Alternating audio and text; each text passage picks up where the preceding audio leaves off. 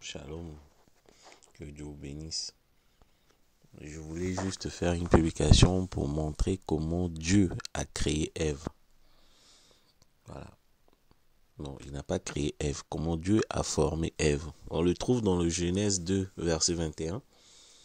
On dit Elohim, Dieu, fit tomber un profond sommeil sur l'homme qui s'endormit. Il prit une de ses côtes et referma la chair à sa place. L'Éternel Dieu forma une femme de la côte qu'il avait prise de l'homme et il l'emmena vers l'homme. Amen.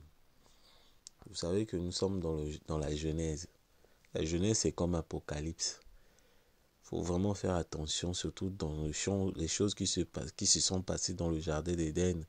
Il y a un langage divin. Il ne faut jamais interpréter ça comme un langage humain courant. Ici, dans la Genèse, quand on dit fruit, ça ne veut pas dire que c'est fruit.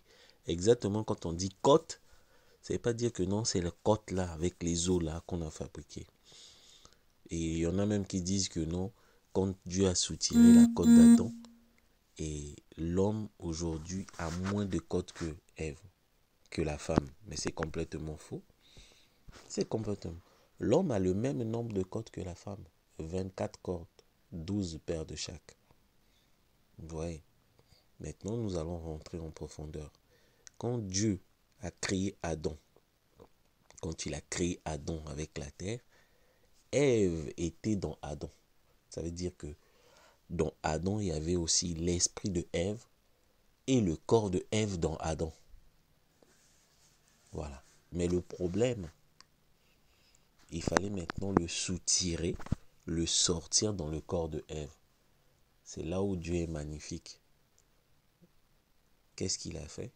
Il a fait ça en deux phases. Elohim, il a d'abord tué Adam. Adam s'est endormi.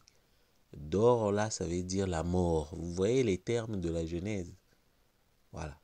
Paul il dit, dans 1 Thessaloniciens 4, il dit, je ne veux pas que vous soyez au courant pour les saints qui dorment.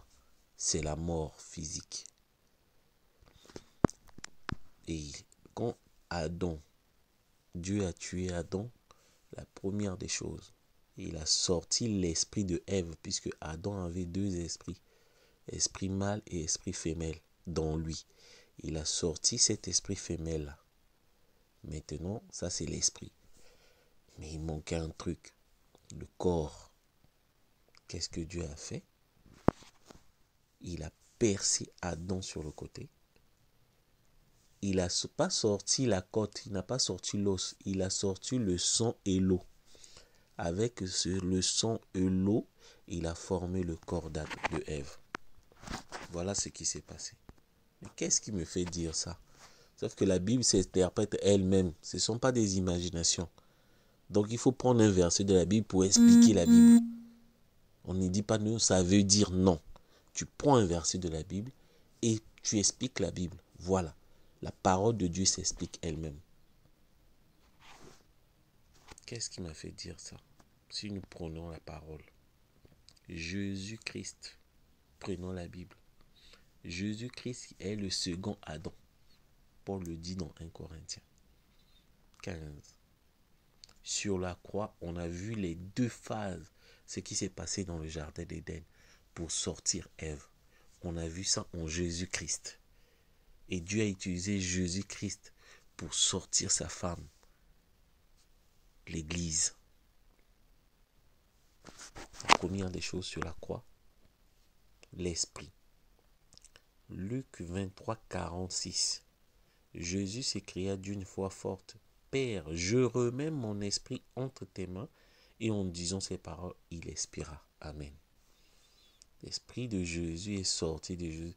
C'était l'esprit de sa femme. Deuxièmement,